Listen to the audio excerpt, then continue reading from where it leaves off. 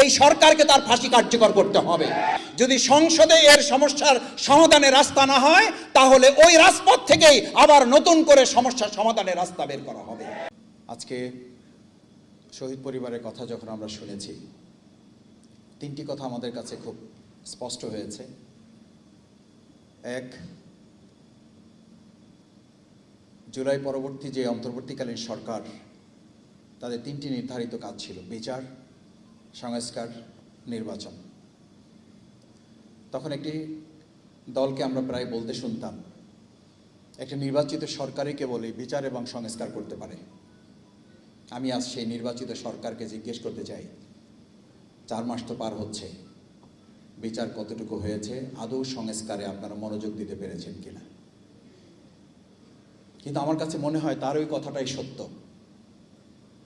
জনাব স্বরাষ্ট্রমন্ত্রী, যাকে সর্বমন্ত্রী বলে জনগণ বলে, তিনিই বলেছেন, আসলে আমরা তো এই বিচার সংস্কারের আসলে আমরা মনোযোগ দিতে চাই না, আমরা কোনোভাবে একটা নির্বাচনের জন্য এই সব কিছু মেনে নিয়েছিলাম। আসলে এত বড় একটা প্রতারকের দল কিভাবে দেশ চালাবে, এটা দেশবাসীর কাছে বিস্ময়ের ব্যাপার। আপনাদের মনে আছে, যে কোনো কিছু একটা হলেই তখন এই সব জাতীয় নেতৃবৃন্দ বলতেন, এই সব সমস্যার সমাধান হচ্ছে একটা নির্বাচিত সরকার হলে সব ঠিক হয়ে যাবে। আচ্ছা, আমি জিজ্ঞেস করতে চাই, আজকে এই শহীদ পরিবারের সদস্যবৃন্দ এখনো চোখের পানি ফেলে কেন?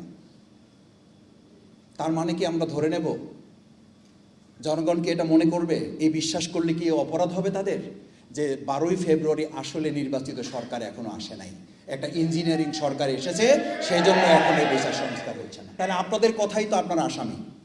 আপনারাই তো বলেছিলেন একটা নির্বাচিত সরকার এই সব সমস্যার সমাধান। আপনারা শেখ হাসিনাকে নিয়ে আসার কথা, সেখানে শেখ হাসিনা নিজে আসতে চায়, আমরা নিয়ে আসতে পারতেছি না। সে ডেডলাইন দিয়ে দিয়েছে এই বছরের মধ্যে তিনি আসবেন, আর আমরা বলছি এই বছরের মধ্যে এই সরকারকে তার ফাঁসি কার্যকর করতে হবে। এই শহীদ পরিবার আগামী বার্ষিকী উদযাপন যেন শেখ হাসিনার ফাঁসির মধ্য দিয়ে করতে পারে। শুধু শেখ হাসিনা না, দুর্ভাগ্য এখন মডিফাই আওয়ামী লীগ তৈরি করা হচ্ছে। তাদেরকে আবার জামিন দেওয়ার জন্য সরকার, বিচার বিভাগ এবং কতিপয় বিচার কার্যের সাথে সম্পৃক্তরা প্রতিযোগিতায় লিপ্ত হয়েছে, কে কত আগে তাদেরকে জামিন দিয়ে তাদের কাছে প্রিয় পাত্রে পরিণত হতে পারে।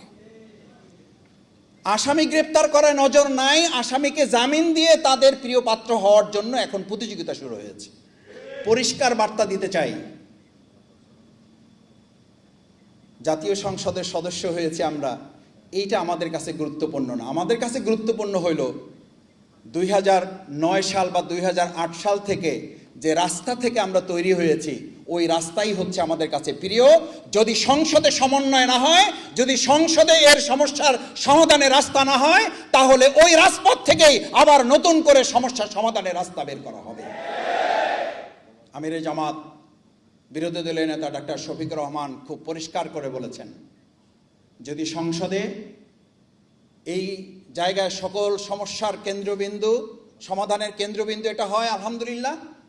না হলে যেখানে মাননীয় স্পিকার বলে আমাদেরকে সময় নিতে হয়, আর মাননীয় স্পিকারও যখন বলে আপনার সময় শেষ, মাননীয় সংসদ সদস্য আপনি বসে যান, এই সংসদের বাইরেও কিন্তু একটা জায়গা বাংলাদেশে আছে যেখানে মাননীয় স্পিকারও বলা লাগে না, আর মাননীয় স্পিকারও বলে না মাননীয় সংসদ সদস্য আপনি বসেন, আপনার এখন এই কথা হায় এবং নায়ে শেষ করে দেওয়া হবে।